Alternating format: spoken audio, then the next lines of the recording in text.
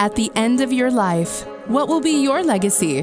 What will you leave behind for future generations? For the world, join the World Messenger, Izabela Lundberg, each week as she brings you a new distinguished guest from the business, sports, or entertainment world to share their success, their struggles, and their lessons.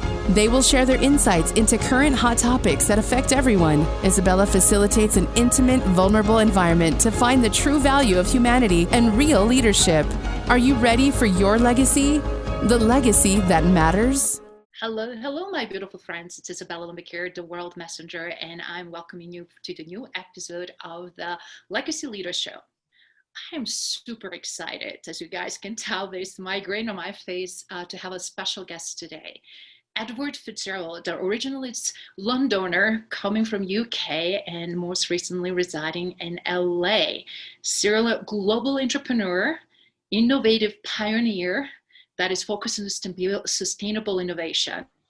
That is awesome, something that I'm really, really passionate about. He's also a trusted advisor, executive producer, and investor. And most recently, what I'm super excited to depict in this show with Edward is a documentary that he created that is called Dreamers. If you guys didn't hear about it, you should get full attention on, because phenomenal Lisa Nichols, Kwik, Peter Diamandis, Seth Godin, Richard Branson, and so many others appear in this documentary, which I'm sure Edward will share so much about it behind the scenes, and how he produced something phenomenal during the COVID and this crazy 2020. Edward, welcome. Thank you very much. Your introduction is overwhelming even for me. Thank you very much. I know it's a very humble, when we create and produce amazing things, to have that humble approach, because usually people like yourself are just like, I just keep doing what I love to do, right? But then when you really sum it up, it's just so many amazing accomplishments here, Edward. So I just want to say it's an opportunity to brag in, and kudos for everything so far you created. You're very welcome. Thank you. Thank you. So where would you like to start? I would love to, just because I'm diehard European, no matter what, how many years I'm being in the United States, even though I am diehard American as well. Do you mind just tell us a little bit of that British upbringing, and how it's to be a Londoner, and what was your growing up situation like in London that you remember back when in 50s, 60s, I believe, or 70s? Yeah, I would have been 70s. Yeah, so Sorry. I was no, that's fine. It's the grey hair and the fact that it's going rather bald on top. So that's what the is a sort of obviously a genetic thing. But no, so I grew up in I was born in the late 60s and grew up in a little place called south of London, and I even went to a little village school, even though it was in the middle of the city and everything else. We had a little place called Dulwich Village, and its claim to fame was the fact that William Shakespeare's friend Richard Burbage lived there, and he wrote quite a lot of his work there. And then obviously within that borough of Southwark was where he had the Globe Theatre and developed a lot of his writings and his work. Wow, that is epic. That is epic. Great heritage. So, well, you know, as you appreciate, UK is quite steeped in a lot of history. So, but obviously, I grew up with sort of conflicts with we obviously got a long history with Ireland, or the Republic of Ireland. So we grew up as children with sort of bomb threats and things like that. Not quite as bad as Northern Ireland, but it was just an everyday thing. You don't think about it. But wow. And reason why I mentioned, not because of your age, that you appear that old, but what I was thinking, even what happened in the last 50 years, I know the UK changed dramatically, economically, and obviously with the different parts of Europe. I lived quite a bit in Sweden and Scandinavia, and I've seen a lot of shifts in even just in the last 2 decades. So it's just great to also understand dynamics and with those changes that happen in the last 50 years. If you don't mind, just kind of share a little bit to audience. Yeah. If you not had a chance to travel to UK or traveled and cannot really grasp what you just mentioned. I mean, I survived the war, and for me, that experience was not for most of my childhood. No. But for you, seems like that was a stretch over a long period of time. Do you mind sharing a little bit how was that for you on an emotional level, and trying just to cope with the conflicts between Ireland and part of the South London?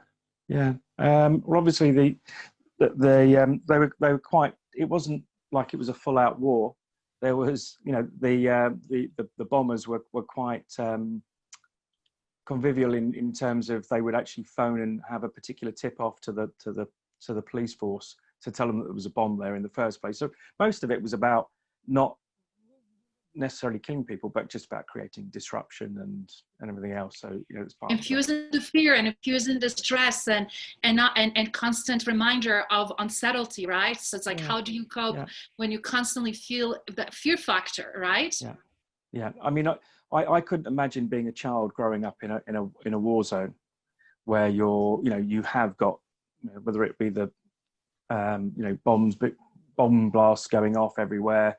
I remember because my parents are of that age. They grew up. They were born just before the Second World War. So obviously, it being in London, they were evacuated. So they experienced that type of war zone type thing. So I wouldn't say that how I grew up was anywhere, shape or form the same. But you're conscious of it, and I do actually recall when I grew up a little bit older, as I think we were saying before. I went to a naval college, and it was in the centre of London. And my biggest concern, or my biggest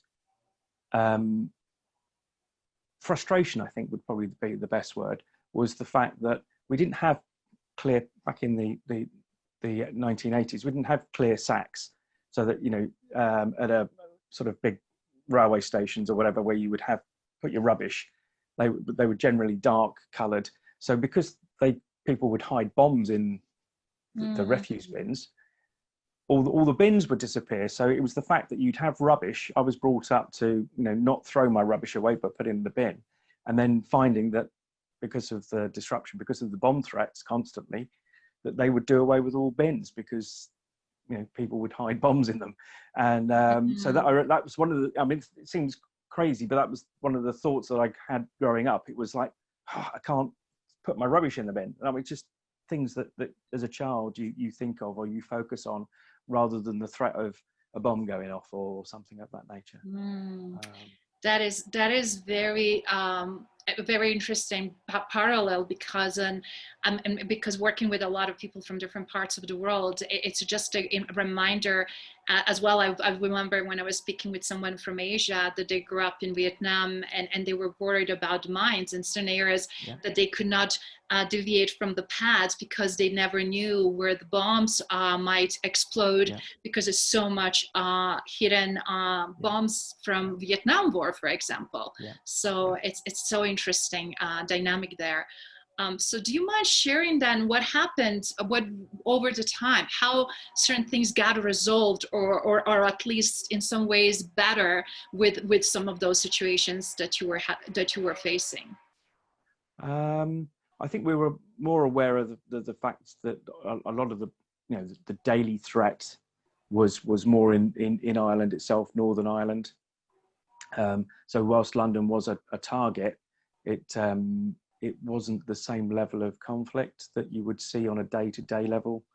Very much the similar sort of parallel to you suggesting, you couldn't walk down a particular street because of fear of being shot at or something like that. So we didn't live in that kind of environment in that decade.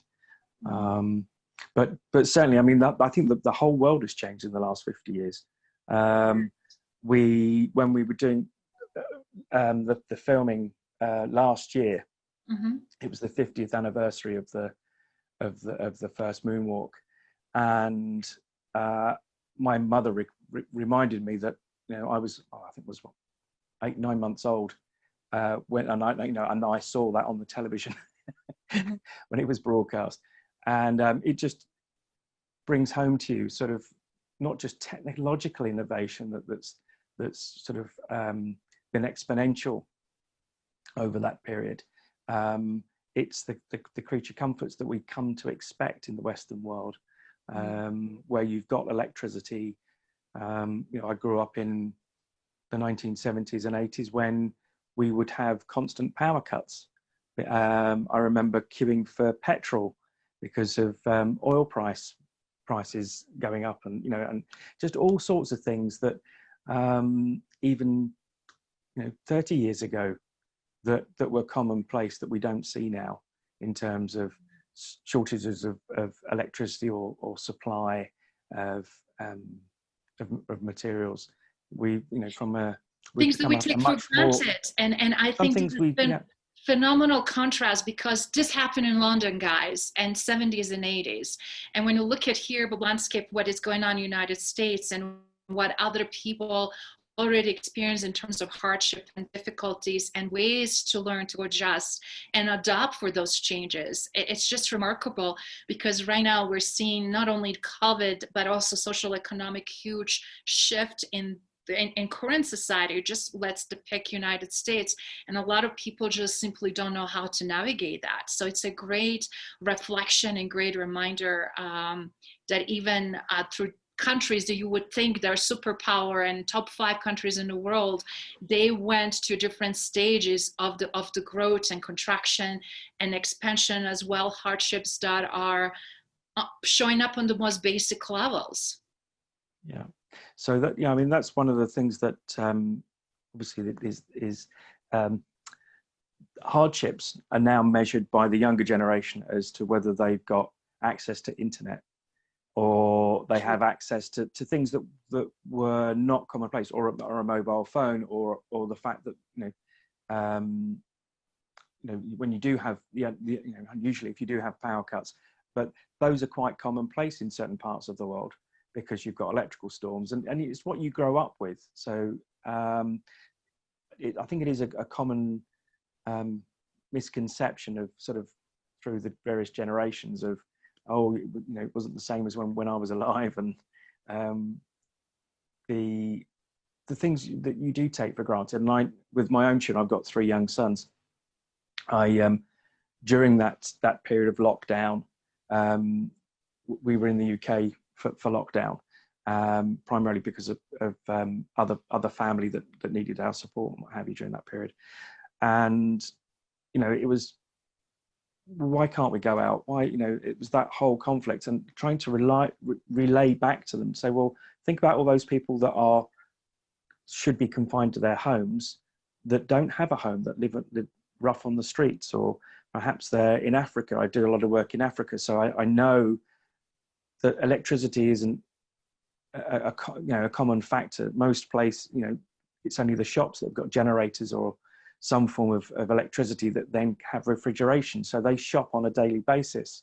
So when those countries, decided to do the lockdown with very few cases effectively in those countries, the fact that those people are not just prevented from going out, they're prevented from going and getting their basic provisions for food, to actually work, because most of they get paid.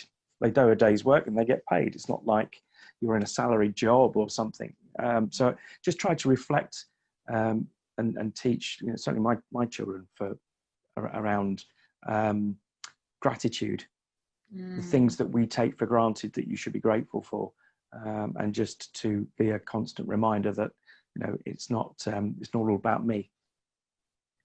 That is so powerful, and actually so timely with everything that is going on right now across the world, with a lot of kids adopting to go virtually to school or not be able to see their friends, and dealing with so many things that were just normal. Prior, everything just went completely 180 degrees, and family values that you just mentioned, that you installed with your sons, are the ones that actually keep us going as adults and help us to really appreciate, but also be thankful and grateful for people around us and everything that we have. So that is again very empowering, and kudos for being a great father and great parent. So that's the way I was raised. So I just installed it back to that. So that's fantastic. So from those times in 70s and 80s, so obviously you spread your wings as a global serial entrepreneur. Do you mind sharing that journey when you stepped away from UK and ventured globally, and some of the adventures you accomplished before immigrating and moving to the United States? Yeah, so oh gosh, when it was after a few years, I skipped college, or further education, went straight into higher education, and was effectively asked to leave after 3 years of a 4-year degree course because I was doing too much sailing. I think I explained to you that I'm a yacht. I'm a keen yachtsman, so I was doing a lot of racing, and well, I was getting the grades, but as far as my lecturers were concerned, and the dean of the faculty, was that it wasn't the done thing to do, to go out sailing every night and offshore racing at the weekends. So I went into, fortunately, I was introduced into corporate life. I worked for some big names at the time. It was a company called Motorola. For those that are watching, they were the ones that first came out with the clamshell phone, the original StarTech. Now that's considered the dinosaur. Yeah, and our mobile phones then were heavy, the size big of one, a size duty. of a car battery. That was my first mobile phone. Was the size of a car. Well, literally was the car battery with the car kit and the telephone on top. Oh my goodness! Now I'm aging myself, and but after a few short years, I realized that I needed to spread my wings. I got headhunted to another firm, and then decided at the ripe age of 23 that I was going to go out on my own as a consultant.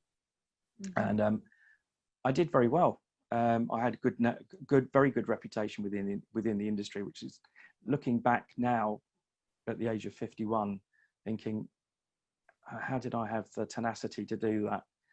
But I just had total belief in my knowledge and my abilities, and I grew that consultancy practice, and we ended up in three or four continents, and I ended up working in 80 different countries around the world, running projects, both not just within the tech sector, but also ended up acting as an advisor to various foreign governments. Telecoms industries and IT industry was at the time quite regulated, so a lot of my work involved negotiating licenses for products. So I spent most of my professional life taking new products, innovative products and services from concept through research and development, through all of the things that go on behind the scenes, the testing, the meeting of the regulatory requirements. My job in the end, and environments that is product and services. Yeah, so and culture and different countries and diversity, right, of the needs and demands and approaches to those cultures.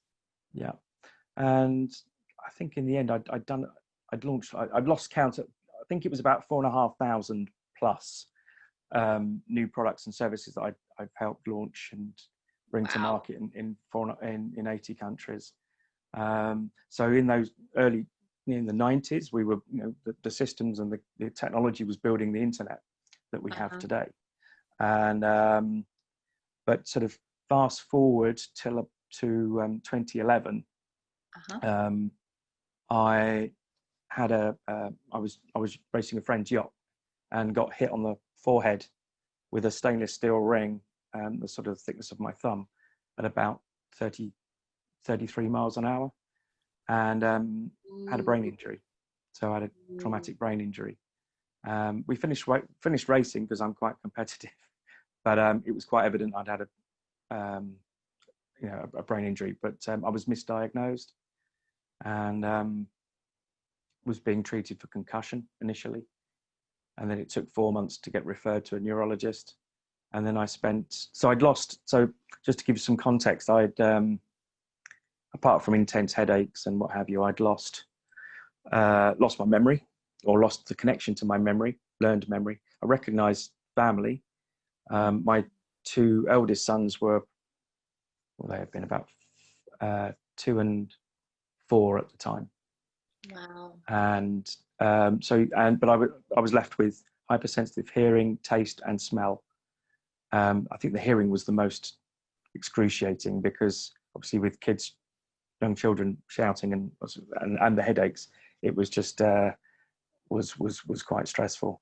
But I couldn't hold a thought in my head. As a consequence, I lost the consultancy practice.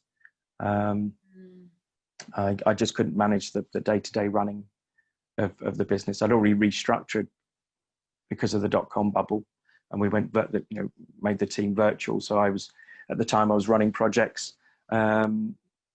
with others, but myself as the figurehead. And so I think it was probably about just over a year, and my counsellor and neurologist said, that's it, you've reached a plateau. I think I was expressing some frustrations at the fact that my lack of capability, and I couldn't do certain things. And they said, well, look, you're going through a bereavement process. You've lost, you're not going to operate at that level again. And something inside me just screamed, no, hell no. I'm not accepting that. That is powerful. And if you don't mind, I'm just going to pause here for a second. Yeah. I just want to say it's beautiful that what you did and how you recognize what is going on. And it's so fortunate, because I'm seeing and hearing this a lot, because I work with a lot of professional athletes, but this is outside of professional athletes that we're seeing a lot of misdiagnosis around brain injuries and neurological incidents when they start occurring. What is true root cause of that? And luckily, the new technology, it's a lot of hope and much more progressive way of thinking, but then you have to be surrounded by those kinds of people. And I just love that you did not confine and accept that. So please share, what did you do to be taking power back and transform your life after severe injury? So the part of the brain, I part of the problem I had was I couldn't even articulate the problems that I had, the cognitive issues. I did a cognitive test, but they'll show a picture of simple things, and I go, well, yeah, that's a cat, that's a kangaroo, or whatever it is. But it was access to all the memory, it was access to all sorts of other things that I just couldn't. And obviously, the frontal lobe is what they class as your CEO of your brain. It makes all the executive functioning and everything else. So this is how. I still find it quite bizarre that I was able to decide, without having that executive function in the brain, that this wasn't right and this didn't sit well. I've always used my intuition in my adult life to guide me with my business dealings, with work and projects, and always got burnt if I didn't follow my gut instinct. Decision making that comes from within, and you did not disconnect it from it. So guys, please listen, this is the most important golden nuggets that you're gonna ever hear, how important it's not to disconnect from ourselves, our inner self. Please. Please so continue. There are obviously some thoughts now with the gut that has as many neurological activity in the gut as there are in the brain, and you have the vagus nerve which connects the two, and so there's a lot more knowledge around the sort of the brain, or the whole being of holistic neurology. approach to us, what make us tick, what make us function, what make our emotional responses. And you spot on how much actually is our gut, our stomach, I mean our inner self connected to the brain. Absolutely. So you're living example, obviously intuitively that did that. So yeah, so this is the bizarre thing, was the fact that I intuitively screamed no. I didn't have the biggest thing for me was I didn't have any social reference to somebody else that had a brain injury like mine that had recovered, not even a little bit. And in that moment, I decided that I had such belief in the human brain, the fact that, you know, I was aware that, you know, at that point that, because what had happened, so I'll recap about 4 months. So immediately after that, sort of that conversation, I started to recount. I'm like, well, hang on a minute, I've learned to read again. In the last 4 months, I've learned to read again. I recognized words, but they didn't mean anything when they're in a sentence.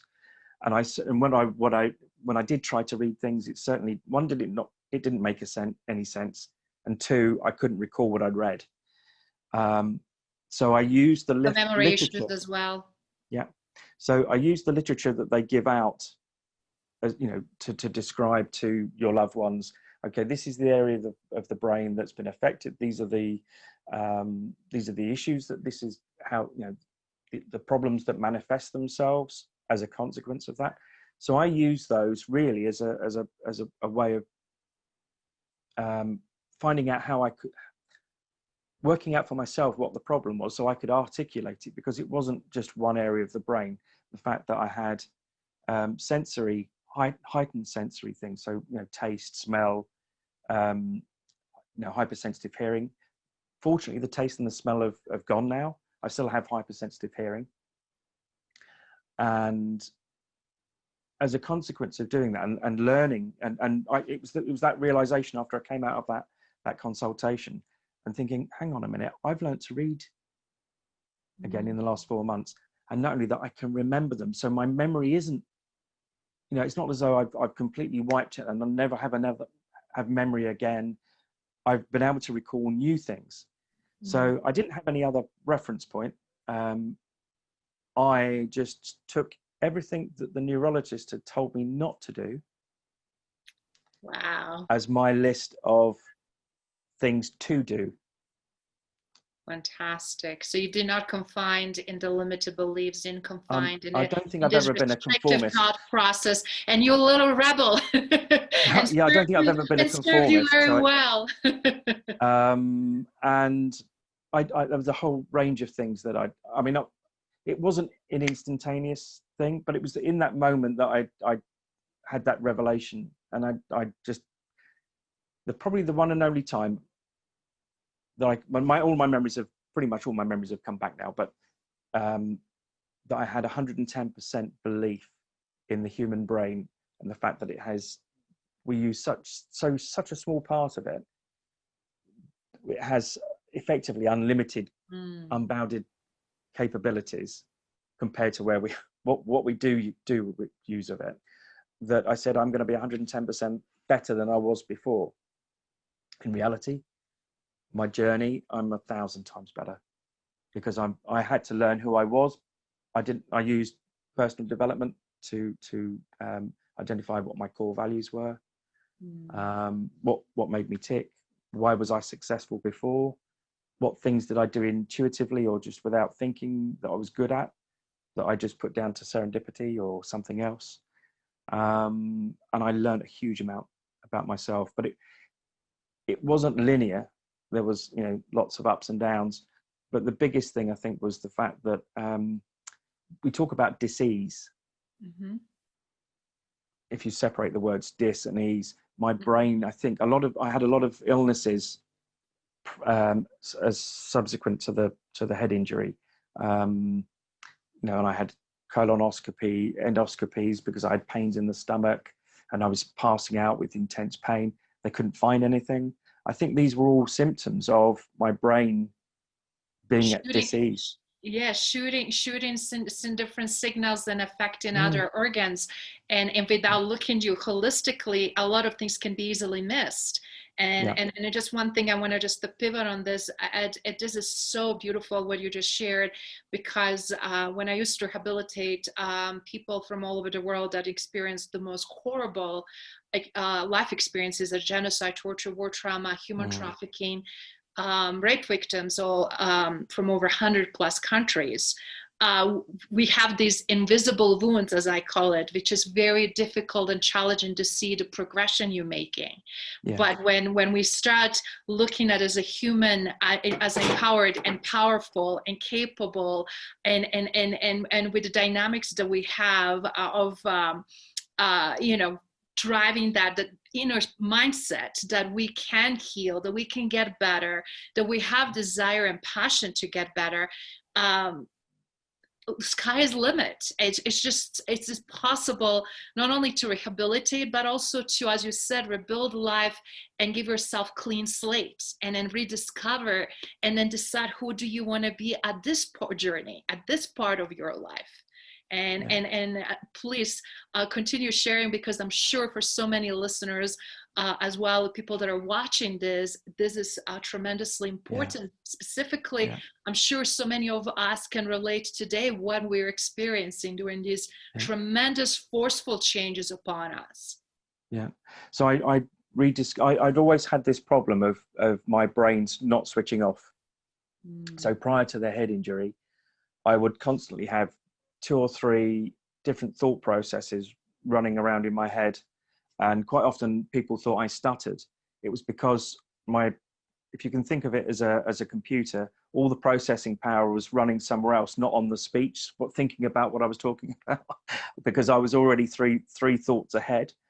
And one of the things that my neurologist said early on, he said, have you ever practiced mindfulness? I no. And it was the impetus with my cousin, and she helped me a lot to rediscover meditation.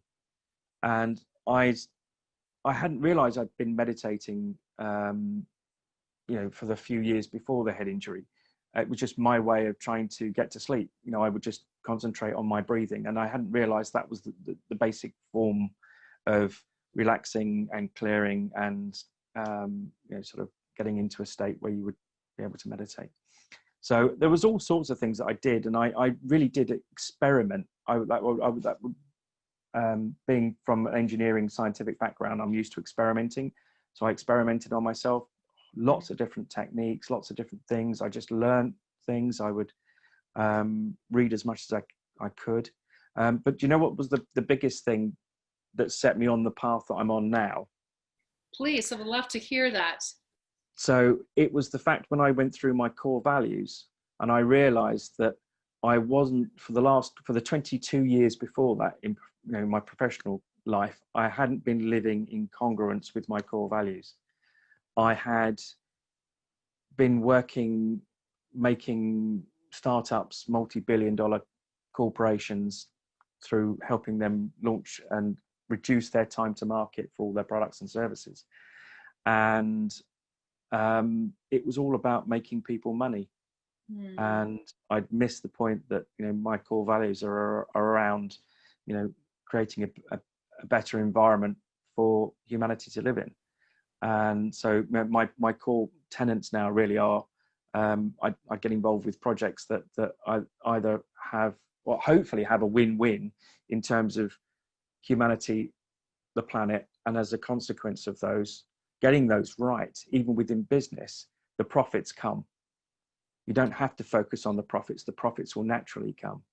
And I'm so glad you're sharing this, because that is phenomenal discovery and rediscovery of your higher self, right? And your true purpose and your destiny, what you meant to play.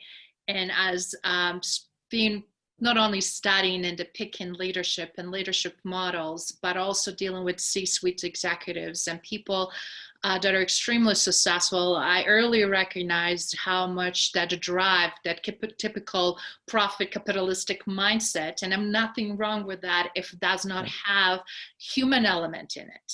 But because in the past we took away the human element from it, of course we then took it away environmental elements out of it as well.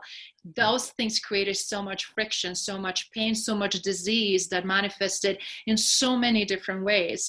And I remember, and still I look at statistics, how high percentage of suicide it is with seasoned veterans in this high levels decision makers and executives that just cannot handle anymore the pressure, the expectations, because I always said, the leader, you are 24/7, same congruent human being. If you're not, you're exhausting yourself because you're playing at least 2 or 3 different roles you have at home, roles you have in business with other peers and influencers, and then in community. And if you cannot have that congruence, as you just mentioned, with your values and what's important to you, you literally are dying, you're killing yourself. You can't sustain that. And that's why a lot of people get these crazy diagnoses and symptoms, and they're not sure why they're experiencing what they're experiencing, because they truly never get a chance to rest, to debrief, to truly genuinely be happy. And they always tell me, Izabela, money is not the answer. We should focus on all the other pieces of puzzle, and then money comes. So do you mind sharing a little bit more about that? Because obviously you made money, you had phenomenal successes, but now you flipped the script, you reposition things, and what that looks like today, so that everybody that is driven by societal norms of succeeding and what the success means. Do you mind sharing from your perspective now with that wealth of knowledge? Yeah. So, I mean, people talk about 2020 as being the Great Reset. I think the Great Reset for me was 2011 when I had my brain injury, because I was almost wiped out financially. I was literally weeks away from bankruptcy. In fact, I think it was only my condition and trying to converse with the judge that you get my some situation, that he took some pity on me and allowed to resolve the situation. But in respect, I mean, I won't go into too much detail, but it's amazing how you discover when you're in that situation, people that you've been in business with for a long time, how they're very quick to take everything. Oh yeah. Oh yes. So I lost quite a bit due to business partners walking off with parts of the business that and but anyway, but you could be. But if you don't mind, let's just pause for a second there, because that is that old mindset. When you think about it, with that mindset that you had, this is the people you associated with. So it was kind of to be expected, right? And that is a great lesson too, because now we're looking back and thinking, I'm glad that I stepped away. I'm glad that my energy is different. I'm glad that my values actually that were always there, but they were buried because we were taught different mindset. We were taught about different measures of success and what we should do, specifically male role models versus female, and what that looks like in quote unquote professional world, right? So when you think about it, that is the old fragment dissolving and showing and reminding us and teaching us that we cannot actually anymore be associated with those types of individuals, because that's what is typically pathway to show the lesson of what not to do. Yeah, absolutely. And I think when I look back, that the old me would have probably would have been very consumed with why did they do me wrong, because I was always told you're too nice to be in business, but I always had the philosophy that me too. So karma. I'd love to hear more about that as well. But karma would have some. I'm not deeply religious, but that what goes around comes around. Absolutely. And With spiritual principles, which are very humane right now, we have to be aware we're also spiritual beings, and it's more to us than just that physical and emotional dynamic. Yes. Yeah.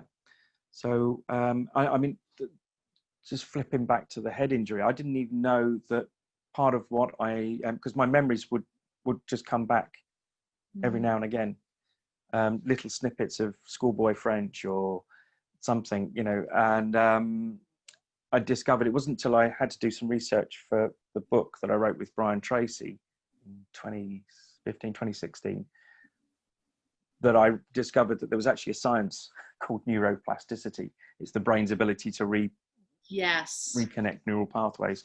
So I do find that I'm learning something new every day, and I'm very grateful for the things that I've learned during that what was a very, very painful episode. You mentioned suicide. I didn't want to write that in the book at that particular time. I wasn't ready to share it, but because even my closest family weren't aware until 2 years ago that at my very lowest point after the brain injury, in the depths of clinical depression, that I just was so tired. I just wanted to end it all. And I was driving down the motorway and just closed my eyes. I was probably a split second away from probably killing somebody else as well in the process. But, you know, you were saying about veterans and others. My biggest concern for this current timeline that we're in at the moment is people's emotional and mental health and well-being. The stresses, the people that perhaps in corporate life were just about managing their emotional and mental well-being, that this is just putting the tip on the other side, because emotional capacities, its threshold of previous past events, it's like over consuming the threshold that anybody or majority of people can really handle, because you have all these other stressor. And I see a lot of emotional capacity being over, not just maxed out, but spilling over and affecting everything else. And I also see very low threshold of emotional intelligence, but to ask to know what's going on, so to be able to seek proper support. And then when you also seek support, so many people are in need that is also very challenging to offer quality of the services and support that people need at a specific time. And when you see all those elements, and then again, the way men are trained generationally, be tough, you can't show your emotions. A lot of things you guys process very differently, and you bottle that up inside with yourself, and to the point that split second can truly mean a lot of different things and permanent life decisions, doesn't it? We're always told man up. There's different phrases in different languages for it, but to be the strong one in the family, because the male has always been seen as the hunter-gatherer and not the nest builder. So there's lots of sort of societal and cultural pressures that we grow up, we're not even aware of. I was actually quite a sensitive young man growing up. So I even though those values were still instilled in me, to be the strong one and all the rest of it. But it's difficult. It is difficult. It does take sort of sometimes a life event or an event such as that we've got with the global lockdown and the economic fallout from that to there are a lot of, I think, it's sad to say, a lot of broken people. There are, and now that's a very powerful statement, because right now with everything that is going on, it just became more clear and more visible. Before, people were able to somehow to contain that or fake it till they make it, but right now with everything with magnitude that is happening, it's just spilling everywhere and permeating to everything. And that's why we have to do inner work. And I kudo you for not giving up, for finding strength, surrounding yourself with the right groups and working and doing the work, because a lot of societal things that I'm seeing, which is unfortunate and pains me, and it's heartbreaking, that people always look for quick fixes and looking on things that are very short-lived and very quick, outer versus inner, where all the foundation of everything really lives and comes from within. So if you don't mind, you mentioned Brian Tracy. I met him, I loved him. I'm a huge fan of his work for over the decades, obviously. And it's just amazing to see him, how beautifully he is aging and how humble and sweet and kind he is. I just like, every time I was like, I just want to hug him. But then also hearing his messages and things that he is, as he's aging, and with his health deteriorating, how well he's positioning and still showing up and doing the videos that you cannot really tell that his hand is shaking, or that he is having also some memory issues, but then in the same time still being so warm and authentic and so driven, not because he had to or need to, but he desires, he wants to. And when you see that infectious passion to the last drop of his energy, it's like, I know that he's going to produce to the last breath he takes. I just want to say, from that perspective, do you mind just sharing, how did you met and how did you come up about writing the book, and did you create a film with him or something? Do you mind sharing a little bit about that journey? It's I think I mentioned serendipitous moments, or what I would have probably called them before. In fact, I would, how do I put it? I manifested the arrangement, to be honest. Please, I believe that in the law of attraction, and I believe in manifestation. I'm totally speaking my language. So watch out what you desire, right? Yeah. So the weird thing was, so prior to my head injury, I used to do lots and lots of, I was the go-to expert in my field. So I'd speak at conferences all over the world, primarily to promote my organization and what have you. And so probably in the few years leading up to the brain injury, I was actually looking back and I'm quite bored, just another product, another technology, just regurgitating it. I was already, prior to the head injury, realizing that I was looking for something else. And I registered with a couple of agencies, and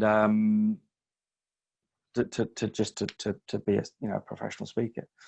And I can't remember who it was. Probably the October I'd started to sort of manifest. I think one of my manifestations at the time was that I'd be on a stage and work with Brian Tracy and Jack Canfield, but as peers, that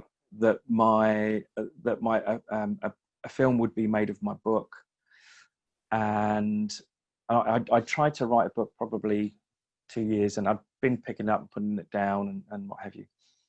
And then I think it was late January, I got a phone call out of the blue. I've never changed my mobile for 30 years or more. And I got a phone call out of the blue asking if I would speak on international trade at the United Nations. And which was all the things that I'd been asking to do, and all the rest of it. I wanted to get back into public speaking and things like that. But because of the brain injury, even though this was 4 or 5 years on, as a consequence of the brain injury, my confidence level, my self-confidence was zero. In fact, it was below zero. And because you're not sure what you're capable at that moment, right? And all of a sudden you keep hearing what you can do, cannot do. It's all of a sudden it's like starting believing, can I truly do this now or cannot, right? Yeah. So they always say, be careful what you wish for. Yes. So I made out that I was busy. I said, "Oh, what date is it?" No, I can't do it. It's I'm busy. Can't make that week. But in reality, I had petrified. I was petrified. Yeah, I'd lost my nerve. I was like, "Oh no!" I know. Lost your edge because they keep telling you all these things you cannot do. I can Yeah. totally understand that. But also, I'm not a person that can just stand up and be given a script and talk about it. Sure, I it have to has to talk come from from not within. from a position of power or knowledge or experience, and that's that's what I had done and always will do. And so therefore, I didn't feel confident that I was in that space. Prior to the injury, it wouldn't have been a problem. I would have done it. And about a couple of weeks later, I get a phone call from somebody else at the same agency saying, we represent a number of celebrity experts. Would you be interested in writing co-authoring a book? All right, okay. Well, bearing in mind, I'd already been picking up and writing a book, and I was like, okay. There was a few things that just sort of twigged, and I was like, sparked my interest. And then the name Brian Tracy was mentioned, and I was like, oh my word, this is one of the guys that helped me during my recovery. And before that, in terms of probably that instilled the mindset. Mm-hmm. And so I thought, okay, nothing ventured, nothing gained. So I had the discussion with the editor, and I said, "What's the title of the book?" And he said, "Oh, The Success Blueprint." And I was like, "So this is the problem with the human brain. You always jump to conclusions or a preconception of what the content of the book was." So I linked the success piece to being financially successful, and I just had to say to the guy, "I'm really sorry, but I would feel a fraud if I wrote about, I was successful before my head injury." And so I explained about very quickly about my head injury and the things that had happened to me, and I'm on this path of recovery, but I'm better now. I've got access to my memories and learn knowledge, and I'd started working again, in terms of clients. And there was silence, and I said, "Oh, you still there?" He went, he was speechless. He said, "That's your contribution to the book." I said, "No, but you said it was the success." He said, "Success means," what we wanted to cover in the book was that success means so many different things, and has there's so many dimensions to the word success. It means your personal success, your health success. It means whatever, that there are successes everywhere, and usually success is beyond financial measure and current state, or what. Yes, which is but again also what we're installed to believe. But also success from my perspective was beyond the point of all those failures. Yes. So that overcoming difficulty and truly rising from the ashes, as they say, as a phoenix rises from the ashes. Yeah. That is brilliant. And then the film, the opportunity to help produce Brian's life story came about off the back of the book, and again I turned that down initially as well. This is crazy. Because my youngest son. Tell me why. What happened there? My two eldest sons were both born early. The eldest was born 4 weeks early. Second one, from 4 weeks out, decided he was going to try and make an appearance, and I think he arrived finally at 2 weeks early. And my youngest son, Henry, was due at the end of August, and so I established that the principal filming was going to be done in San Diego between I think end of July and beginning of August. And so my wife's like, "He's going to come early, you can't possibly be," because we were so she was in the UK and I'm all over the place. And so I decided that I was going to do it. While I was writing the book, I was like, they're not going to make Brian Tracy's life story more than once. I have to be involved. I have to help make this film. So I phoned them up and said, "Is the offer still?" This is probably about a month after. I said, "Is the offer still there?" And I went, yeah.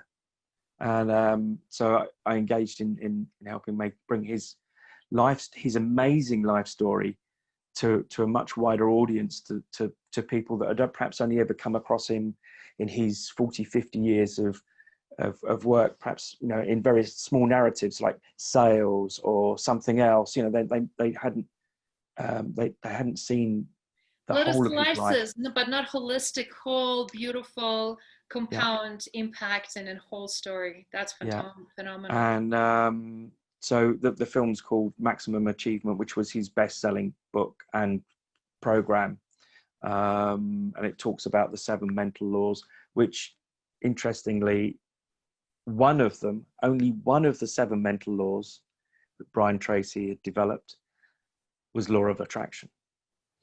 Wow. Because Rhonda Byrne was in the audience on one of his courses for when he teaches this maximum achievement, the 7 mental laws, and we all know that the rest is history. She's created a cult following for law of attraction from that. Which actually I have the book, but it's interesting too when we're intentional and when we don't create a pressure and expectation from whom and when and why, but just surrender and just let it happen, unfold. Look at what magic happens. Yeah. And everything worked out. Birth of your sons and ironically, of the documentary. Ironically, I picked up a voicemail as I transited through New York to say I've gone into labour 4 weeks early. And he was born 3 weeks early, so it was fine. He was delivered. So he helped you out. See how universe works out as well. He helped you out to come even earlier so you can still do what you needed to do. Yeah, so that was 4 years ago. So yeah, amazing. Wow, but that is beautiful. But also what a legacy to pass on to your sons. What a legacy for them when they grow up older. One day when you, so many people may not be around, but the piece of that's timeless, the piece of art that really shares and descends through centuries. One thing I just want to quickly share through my experience with very strong global background of individuals and spiritual leaders across the world.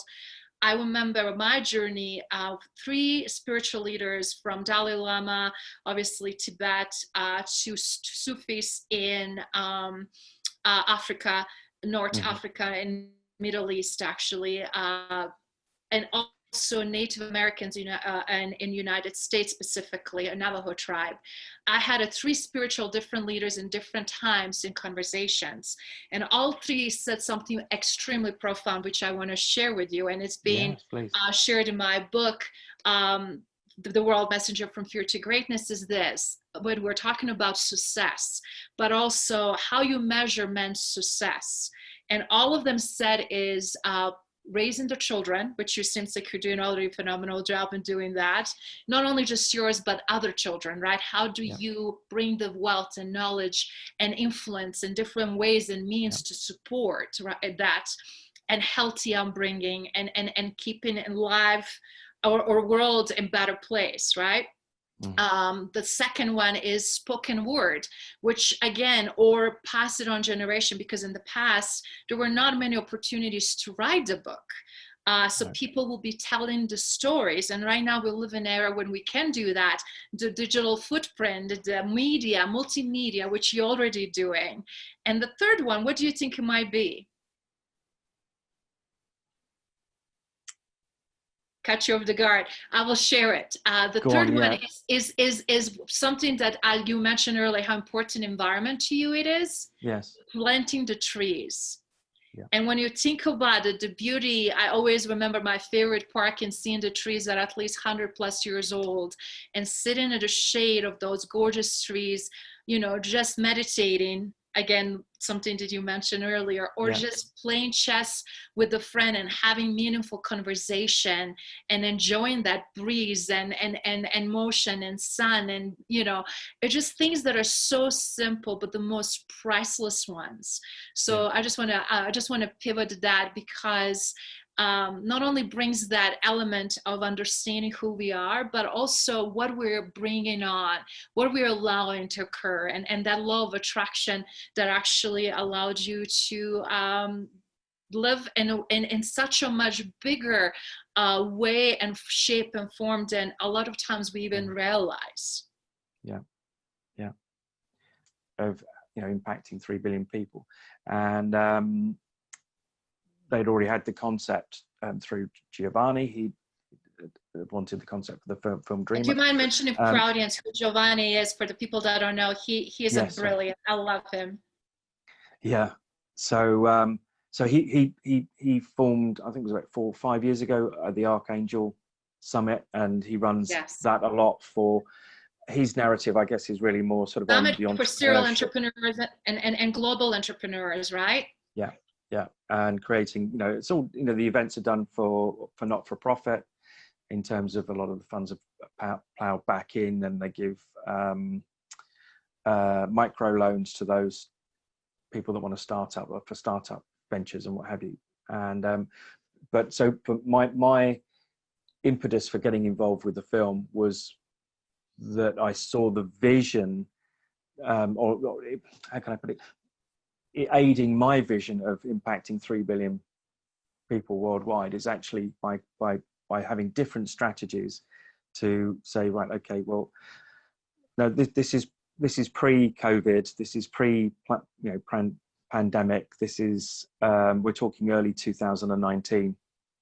So we started filming in August of 2019, and come end of January 2019, we started and finished filming, and things were already starting to unravel. So LA people already had, some people had masks on, some didn't, and so we were doing the filming, and my narrative, I guess, really is around some of the realizations I had from mentoring some of the university students. So I'd done a lot of mentoring with both undergraduates and postgraduates, and the realizations that I found was that some were dejected because they missed getting their first class honors degree by 3%, and they thought they just wasted all the money in the last 4 or 5 years of life. And it was just about taking them back to actually saying, okay, what are your core values? What do you want from your life? Trying to understand if there was any purpose there, or something that they could find that was in congruence with them, with their core values, so that they could then, even if they went and got a job with an organization, that after 2 years they weren't like this, because most people aren't aware of their core values, and they don't know that that's their internal decision-making process. And then perhaps they just feel like unhappy at work, but they don't know why, and then they end up leaving. And that's the big. So I'm digressing a little bit. That's the big message I have for organizations when they say we can't understand or keep millennials. We have them for 2 years. Yep. And they disappear. That's because of this friction, this internal core values friction. Mm-hmm. And not good, healthy culture that is very diverse and inclusive, not only from different generational standpoint, because you have generation that is retiring and you have a new generation that is coming, and you need to be able to actually position and be inclusive and able to attract as well as keep all of them. Yeah, and I certainly think that the generations that are coming up since the millennium are very much more purpose-led. Yes. They want to have an impact. They want to be able to, they're very much more conscious of the environment. Very much so, social conscious, and will not allow things that previous generations accepted as a normal. Right now, they're bigger challengers, they're biggest disruptors, right? And at the same time, biggest innovators in some point, because they're forcing us to look at things from different perspective, and as a result, come up with the different solutions. Yeah. So there was, to be honest, there was so much footage that we took that were golden nuggets, hours and hours, with Dean Kamen, who, for those that aren't aware of Dean Kamen, I would term him, most people say Elon Musk is the modern day Thomas Edison. I would actually argue that Dean Kamen is. He's a phenomenal engineer, an inventor, and most of his inventions have been medical related over the last several decades. I fell in love with them in the documentary, and also Jessica Cox, Yes. because both of them showed this amazing spirit beyond physical and beating all the odds, and human spirit, how much stronger, more capable we are than we're ever being told, and invincible. So yes, please tell us more about Dean Kamen's experience. So no doubt there will be some follow-ups. Sure. Series of that will tease out some of the golden nuggets that everyone shared. Certainly Lisa Nichols and Anusha Ansari. We had so much unbelievable insight, human insight, soulful insight into ultimately a lot of the problems that we've got in the world at the moment that they just didn't make. I mean, it's an hour and 20-minute full feature. There was hours. There was so much on the cutting room floor, so to speak. I'm so glad actually to hear that, because of all the people that you had in the movie, from Sir Richard Branson to Peter Diamandis, actually, who I also know his work, and then Jim Kwik, one of the guys that I absolutely hold dear to my heart. So it's just so great to see some of them made maybe a few minutes, and some of them had a little bit more conversational aspects in the documentary. I'm just glad to hear that is more to it, and that you guys are going to have a lot of follow-up to do. Yeah, so I mean, Dean Kamen said something quite profound. He said, we don't have an educational problem or crisis. We have a cultural crisis, and that's why he created First 30 years ago, which was primarily to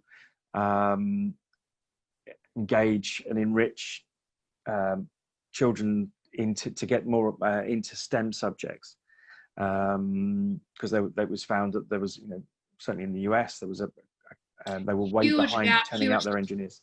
Yeah, huge discrepancy between genders, male and female, and also positioning. I remember even for me, when I came to United States and trying to figure out what I'm going to do, what I'm going to be in this new chapter of my life in new society, there were no much push for female at all, because there was just this preconceived judgment.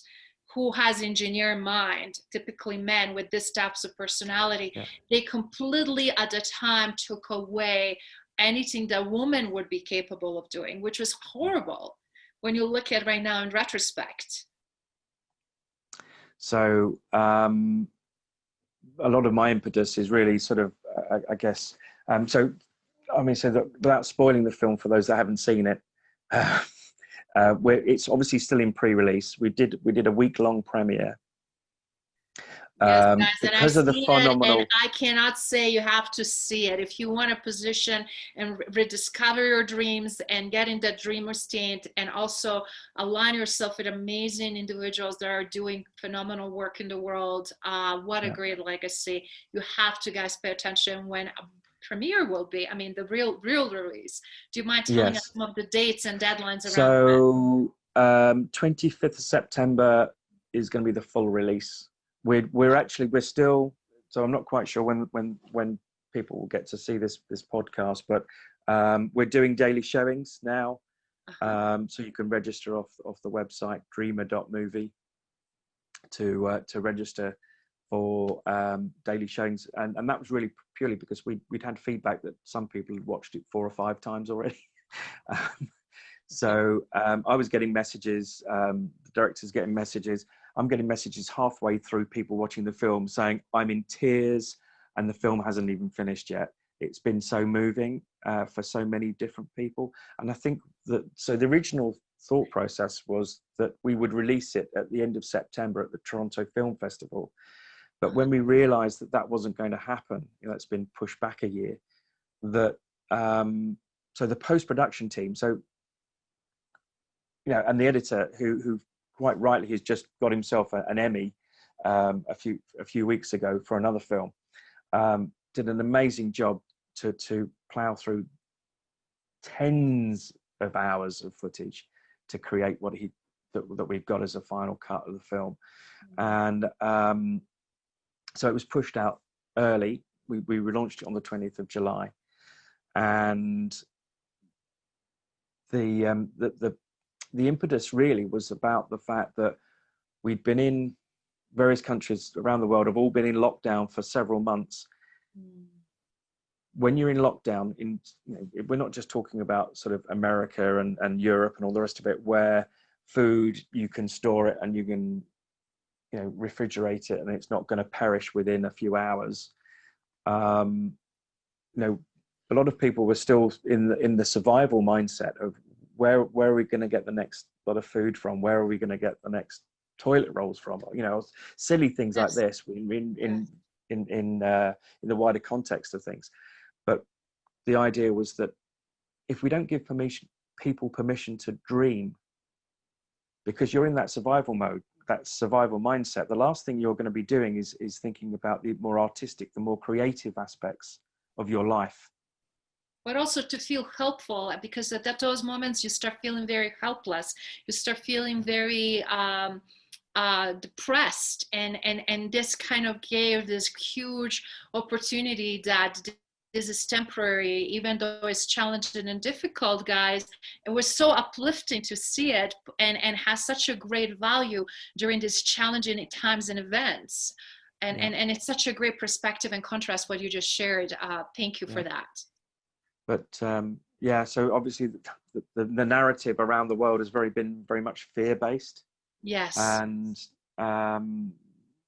fortunately, so a lot of people thought we had deliberately created the film to be released in the middle of lockdown and or pandemic. No, we were already on that path. We just released it early. So that, for me, it's not, hopefully my ideals for the film have been met if at least one person of the thousands that have watched it already actually goes on and actually does something and has a positive, meaningful impact on the life of somebody else, or 1,000. So that was the crux of the film. You've actually got 6 true stories woven into one film. And the narrative really is, despite you've got such a diverse range of individuals, from engineers to an astronaut to an arm, a pilot with the first female pilot without arms. The narrative is they were ordinary people that did the extraordinary, or became extraordinary, because they followed their dreams and weren't put off by them.